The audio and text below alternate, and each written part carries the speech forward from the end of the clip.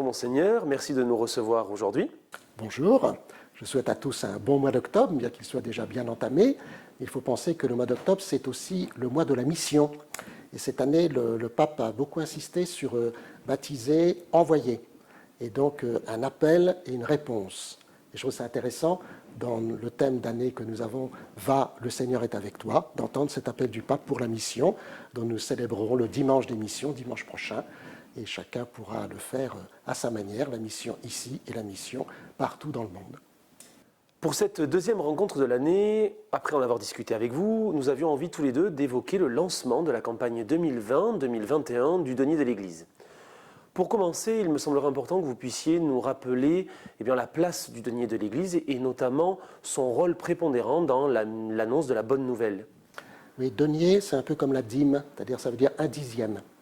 Donc en fait, c'est, si vous voulez, un impôt libre, solidaire, que les chrétiens donnent et qui fait donc appel à leur propre responsabilité pour que l'Église puisse assumer sa mission.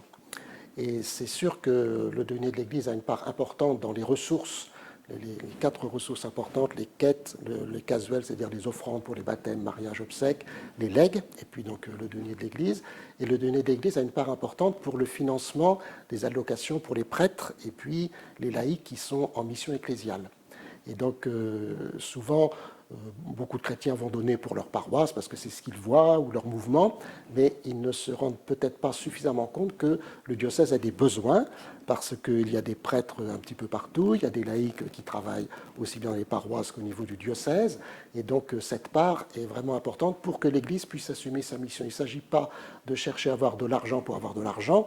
Dans l'Église, on a de l'argent pour la mission de l'Église, et donc cette mission, elle passe notamment par ceux qui donnent leur vie au service de cette Église et qui ne vivent pas simplement comme ça, mais ils ont aussi besoin évidemment d'avoir une vie qui est normale, qui ne court pas forcément beaucoup des choses importantes, mais voilà, il faut vivre et donc ce denier est important pour cela, notamment.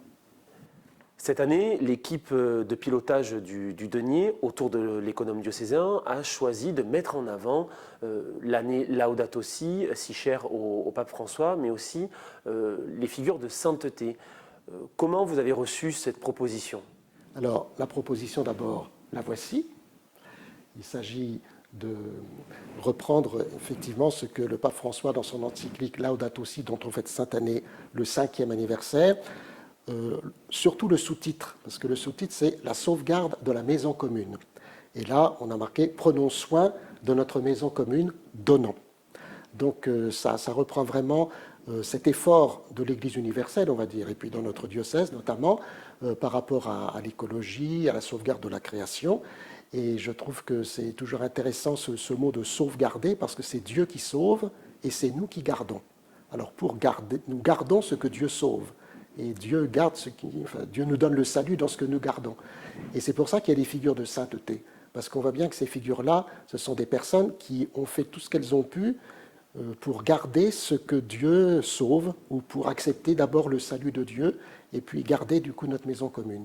Et je trouve que c'est très intéressant ce mot-là, et je suis heureux qu'il ait été repris à la fois dans le titre, et puis à travers ces figures de sainteté, qui sont des figures connues, soit localement, comme Saint Vincent de Paul par exemple, presque locales comme Bernadette Soubirous, ou bien des figures qui ne sont pas forcément de sainteté, mais qui le sont en tout cas aux yeux des gens, l'abbé Pierre, la sœur Emmanuelle, et puis bien sûr la figure des deux François, Saint François d'Assise, et puis François, notre pape, qui a pris ce nom à cause de ce saint. Et donc je trouve que c'est tout à fait d'actualité, à la fois dans la vie de l'Église, et puis dans la vie de la société, qui s'interroge aussi sur l'avenir de notre planète.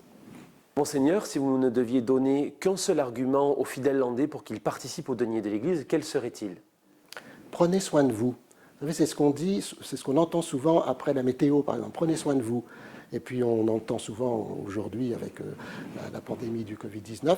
Et donc je trouve que c'est intéressant de prendre soin de soi et donc de prendre soin de ceux qui annoncent l'Évangile, de prendre soin de ceux qui font vivre l'Église et de prendre soin à travers ça que la mission d'Église puisse continuer. Et je trouve que cet aspect spirituel est très important dans un moment où on se pose beaucoup de questions sur l'avenir du monde, l'avenir de notre société et la manière d'être chrétien dans ce monde. Donc prenez soin de vous. Pour conclure cet échange, Monseigneur, j'aimerais revenir avec vous sur la journée du 10 octobre dernier, une journée de formation qui était consacrée à la mort en question, notamment après tous les événements du confinement et puis cette crise sanitaire qui a bouleversé tout le monde. Pourquoi est-ce que c'était important pour vous et pour le service des formations de proposer une telle journée aux Hollandais ?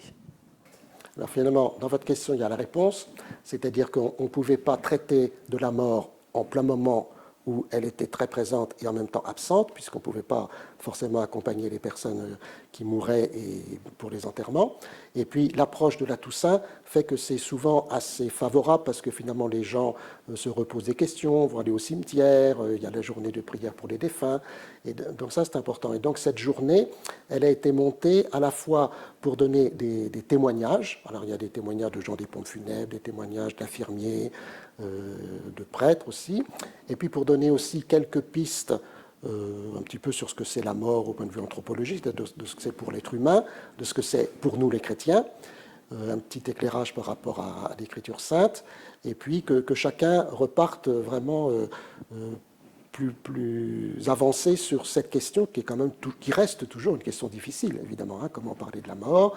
Des fois, elle arrive subitement, des fois, les gens ils souffrent bien des semaines et parfois même des années avant de mourir. Donc, c'est important de se redire ça et de réentendre à travers ça toujours cet appel: va, le Seigneur est avec toi. Il est avec nous depuis le début de notre vie humaine jusqu'à sa fin naturelle. Et ça, il ne faut pas l'oublier, parce que souvent, la solitude, la souffrance nous font oublier que le Seigneur est vraiment présent.